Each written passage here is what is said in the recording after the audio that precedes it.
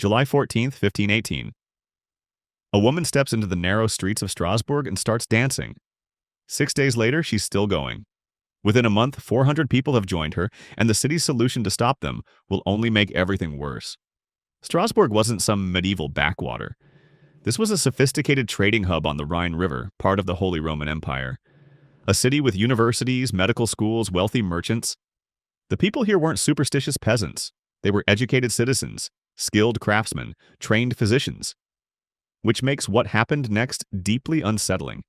When hundreds of rational people start dancing themselves to death in the streets, when doctors prescribe more dancing as treatment, when an entire city watches its citizens collapse from exhaustion and keeps the music playing, you have to wonder what could strip away someone's control over their own body. Her name was Frau Trophäa. On that sweltering July morning, she lurched from her half-timbered house near the timber market and began to move. No music played, no festival was happening. Witnesses described her movements as violent, aggressive even. Arms flailing wildly, feet pounding the cobblestones, her body contorting in ways that looked more like fighting than dancing. This wasn't celebration. This was something else.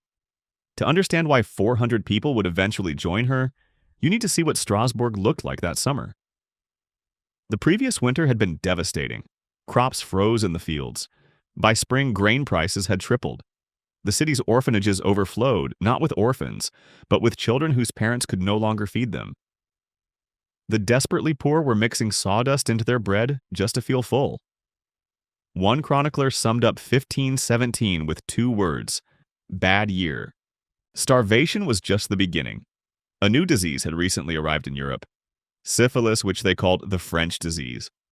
Unlike plague, which killed quickly, syphilis destroyed slowly. Noses collapsed, bones dissolved, bodies became covered in weeping sores. The clergy declared it God's punishment for sin. There was no cure. Strange weather patterns had people whispering about the end times. Brutal winters followed by scorching summers. Hailstorms in August destroying what few crops remained. Blood-red sunsets that lingered for hours, probably from volcanic ash, though they didn't know that then. The Holy Roman Empire was fracturing. Just 1 year earlier, Martin Luther had nailed his 95 Theses to a church door, igniting the Protestant Reformation. In the countryside around Strasbourg, peasant uprisings had been crushed. Bodies still hung from trees along the main roads as warnings. The social contract was breaking. But here's what made Strasbourg particularly vulnerable. The city sat at the center of what medieval people called the St. Vitus corridor, a stretch along the Rhine and Moselle rivers where dancing manias had erupted for centuries. The last major outbreak happened in 1374 when thousands across the region danced uncontrollably for weeks. Everyone in Strasbourg knew these stories. Every child learned that St. Vitus, if angered, could curse you to dance until you died. Churches displayed paintings of sinners trapped in hellish dancing processions. A shrine to St. Vitus sat just 30 miles away, where victims supposedly went for healing. So when Frau Trophäa began her dance that July morning, onlookers didn't think seizure or heat stroke. They knew exactly what they were seeing. St. Vitus had come to Strasbourg. What the history books rarely mention. 3 days before Frau Trophäa started dancing, something else happened. The city council had just banned begging in the streets. Anyone caught asking for alms would be branded and expelled. For the growing population of desperate, starving citizens, this was a death sentence. Records show that on July 11th, a crowd of beggars gathered at the cathedral to protest.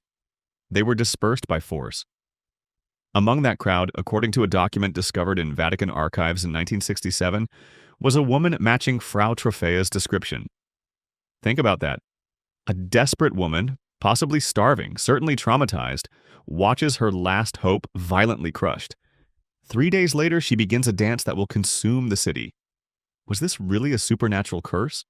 Or was her body expressing something her voice couldn't? Within 24 hours, 3 others had joined her. By the end of the first week, 34 people were dancing. They all moved with the same violent, jerking motions. Blank faces, unfocused eyes. They didn't speak, didn't respond to their names. When family members tried to restrain them, they fought with shocking strength to keep moving. The city's physicians were summoned. These weren't folk healers. Strasbourg had one of the most respected medical colleges in the empire. The doctors examined the dancers and reached a conclusion based on the best medical knowledge available. The victims were suffering from overheated blood. Their humors were imbalanced. Heat had risen to their brains, causing a fever that manifested as dance. The prescribed treatment would seem like madness to us, but it followed a certain logic. If dancing was caused by excess heat and energy, then the cure was to let that energy burn itself out. The dancers needed to dance more, not less. They just needed to do it properly with music and rhythm to regulate their movements and eventually exhaust the fever. On August 3rd, the city council implemented this plan. They cleared 2 guild halls in the grain market. They built a stage in the horse market. They hired the best musicians in the city. Drums, pipes, fiddles. They even hired strong men to partner with the dancers, to hold them upright when they began collapsing, to keep them moving. Physician notes from August 5th record something chilling. The dancers show no signs of tiring, though many have not eaten in days. Their feet are bloody, leaving red prints on the platforms. Yet they continue as if feeling no pain. By the second week of August, something had gone catastrophically wrong. Instead of burning out, the dancing plague was spreading faster than ever. The stages set up by the city council had become magnets for new victims. People would come to watch and find themselves suddenly compelled to join in. Contemporary chronicles describe the scene in horrifying detail. Dancers' feet were bruised and bloody, their faces gaunt and vacant-eyed, their bodies convulsing in spasmodic agony. Many could not eat or sleep. They danced through the day and into the night. When they collapsed, they were carried to the side where they lay twitching, their legs still moving as if dancing while unconscious. Not everyone who joined the dancing did so unwillingly. Some people, driven to desperation by hunger and hopelessness, threw themselves into the dance deliberately. They saw it as a form of religious ecstasy or penance.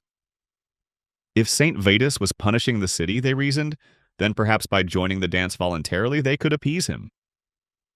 But voluntary or not, once you started dancing, you couldn't stop.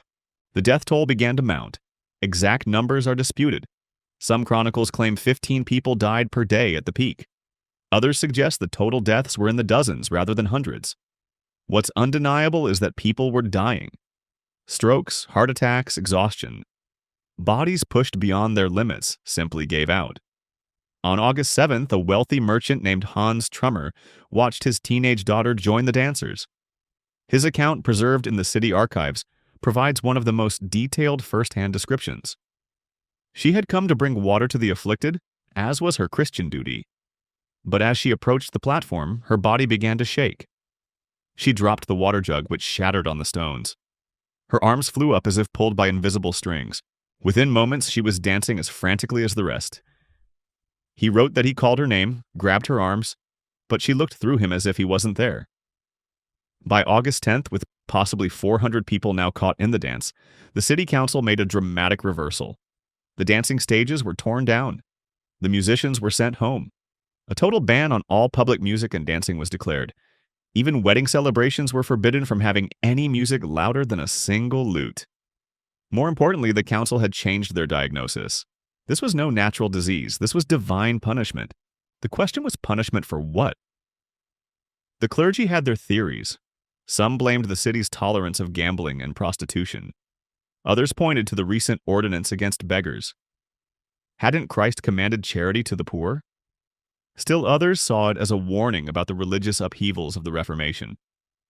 Whatever the cause, the solution was clear. The dancers needed to be taken to the shrine of Saint Vitus in Saverne. The logistics were staggering. How do you transport 400 people who can't stop dancing 30 miles over rural roads? The answer, with great difficulty. The dancers were loaded into wagons, their arms and legs bound to stop them from injuring themselves or others. The journey took 3 days, with the procession stopping frequently to rest the horses and tend to dancers who had collapsed. The ritual at Saverne was unlike anything in standard Catholic practice. This was folk religion, ancient and strange, tolerated by the church but never fully embraced. The dancers were led into a small grotto chapel where a wooden statue of Saint Vitus stood. Each dancer was given a small cross to hold and had tiny red shoes placed on their feet. Not real shoes, but symbolic ones, no bigger than a child's finger. These shoes were blessed with holy water and marked with crosses and holy oil. Then came the crucial part. The dancers were led in a choreographed procession around the statue. This was still dancing, but controlled, ritualized dancing. They moved in a circle, priests chanting in Latin, incense thick in the air. The idea was to transform their chaotic, cursed dance into a holy dance, to redirect the energy from demonic to divine. According to witnesses, it worked. One by one, the dancers began to slow. Their movements became less frantic. Some collapsed, not from exhaustion this time, but from release. They wept, they prayed, they slept. When they woke, the compulsion to dance was gone. Word was sent back to Strasbourg. St. Vitus had forgiven them. By September, the dancing plague was over. The last dancers had been cured at the shrine. No new cases emerged. The city began to return to normal. Music was allowed again. Markets reopened. But the trauma lingered. Frau Trophäa, the woman who started it all, disappeared from the historical record after being taken to Saverne in late July. We don't know if she recovered, if she died, or if she simply left Strasbourg and never returned. Her husband appears in merchant records the following year, but alone. The city council commissioned a full report on the incident, portions of which survive. They concluded that the plague had been caused by sin, though they remained diplomatically vague about which specific sins. New ordinances were passed regulating public dancing, limiting it to certain holy days and requiring official permission for any gathering with music. What makes the Strasbourg dancing plague particularly fascinating is that it wasn't unique. Between the 14th and 17th centuries, at least 10 major outbreaks of dancing mania were recorded in the Rhine and Moselle valleys. Always in the same region. Always during periods of extreme social stress. Always ending when the dancers were taken to a religious shrine. But after the 17th century, the dancing plagues stopped. They simply ceased to occur. Modern historians believe the dancers were experiencing mass psychogenic illness. The people of Strasbourg believed absolutely in the power of St. Vitus to curse them with dancing. They were under extreme psychological stress from famine, disease, and social upheaval. When Frau Trophäa began dancing and couldn't stop, observers immediately interpreted it through the lens of their beliefs. That belief was contagious. The mind believing it should dance made the body dance. The same psychological mechanism that started the plague also ended it. The procession around St. Vitus's statue, the red shoes, the holy water. These symbols had power because people believed they had power. The dancing stopped in September 1518, but the questions it raised about the power of belief, stress, and collective behavior have never really stopped at all. Instead of burning out, the dancing plague was spreading faster than ever. The stages the city council erected had become magnets, drawing in new victims.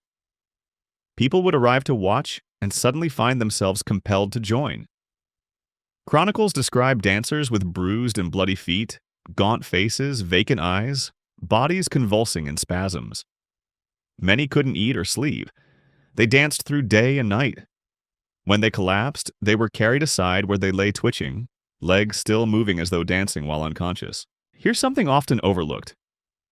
Not everyone joined unwillingly. Some threw themselves into the dance deliberately, driven by desperation, hunger, hopelessness. They saw it as religious ecstasy or penance. If St. Vitus was punishing the city, perhaps joining voluntarily could appease him. But once you started, you couldn't stop. People began dying. Exact numbers remain disputed. Some chronicles claim 15 deaths per day at the peak. Others suggest dozens total rather than hundreds. Either way, people were dying. Strokes, heart attacks, exhaustion, bodies pushed past their breaking point simply gave out. On August 7th, a wealthy merchant named Hans Trummer watched his teenage daughter join the dancers. His account, preserved in city archives, gives us one of the most detailed descriptions. She'd come to bring water to the afflicted, her Christian duty. But as she approached the platform, her body began shaking. The water jug dropped, shattering on stone. Her arms flew up like invisible strings were pulling them. Within moments, she danced as frantically as the rest. He called her name, grabbed her arms. She looked through him as if he wasn't there. By August 10th, with possibly 400 people caught in the dance, the city council reversed course dramatically. Dancing stages were torn down, musicians sent home, a total ban on all public music and dancing was declared. Even weddings were forbidden from having music louder than a single lute. More importantly, the council changed their diagnosis. This wasn't natural disease, this was divine punishment.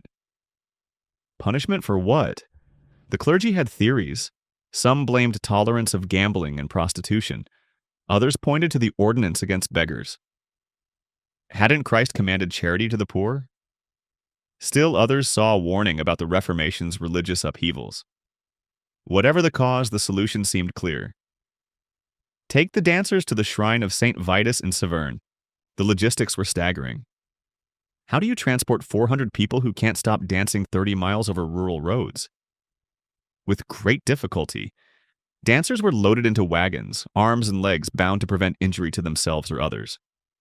The journey took 3 days, the procession stopping frequently to rest horses and tend to collapsed dancers.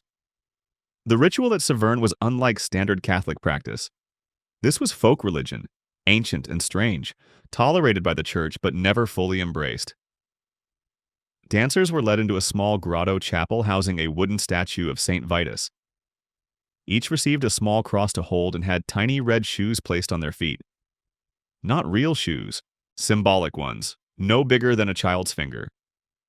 Blessed with holy water, marked with crosses and holy oil. Then came the crucial part. Dancers were led in choreographed procession around the statue. Still dancing, but controlled now. Ritualized. They moved in circles, priests chanting Latin, incense thick in the air. The goal was transforming their chaotic, cursed dance into holy dance, redirecting energy from demonic to divine. According to witnesses, it worked. One by one, dancers began slowing. Movements became less frantic. Some collapsed, not from exhaustion this time, but from release. They wept, they prayed, they slept. When they woke, the compulsion was gone. Word reached Strasbourg. St. Vitus had forgiven them. By September, the dancing plague was over. The last dancers cured at the shrine. No new cases emerged. The city returned to normal. Music was permitted again. Markets reopened, but trauma lingered.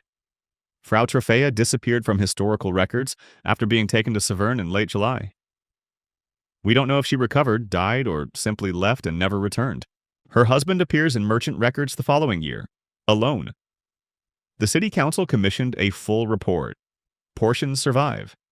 They concluded the plague was caused by sin, remaining diplomatically vague about which specific sins. New ordinances regulated public dancing, limiting it to certain holy days, requiring official permission for any gathering with music. What makes Strasbourg's dancing plague particularly fascinating is that it wasn't unique. Between the 14th and 17th centuries, at least 10 major dancing mania outbreaks were recorded in the Rhine and Moselle valleys. Always the same region, always during extreme social stress, always ending when dancers were taken to religious shrines, but after the 17th century, dancing plagues stopped. They simply ceased occurring. Modern historians believe the dancers experienced mass psychogenic illness. Strasbourg's people believed absolutely in St. Vitus's power to curse them with dancing. They were under extreme psychological stress from famine, disease, social upheaval. When Frau Troffea began dancing and couldn't stop, observers immediately interpreted it through their beliefs. That belief was contagious. The mind, believing it should dance, made the body dance. The same psychological mechanism that started the plague also ended it. The procession around St. Vitus's statue, the red shoes, the holy water. These symbols had power because people believed they had power. 400 people in a sophisticated medieval city danced themselves to exhaustion, sometimes to death, because their minds, shaped by culture and shattered by stress, commanded their bodies to move and wouldn't release them. The authorities, despite good intentions, made things worse trying to help. The only cure addressed the psychological cause with an equally psychological solution. The dancing stopped in September 1518. But what it reveals about human nature, about how belief can override biology, about how collective trauma manifests in ways we still struggle to understand, those questions remain unanswered even now.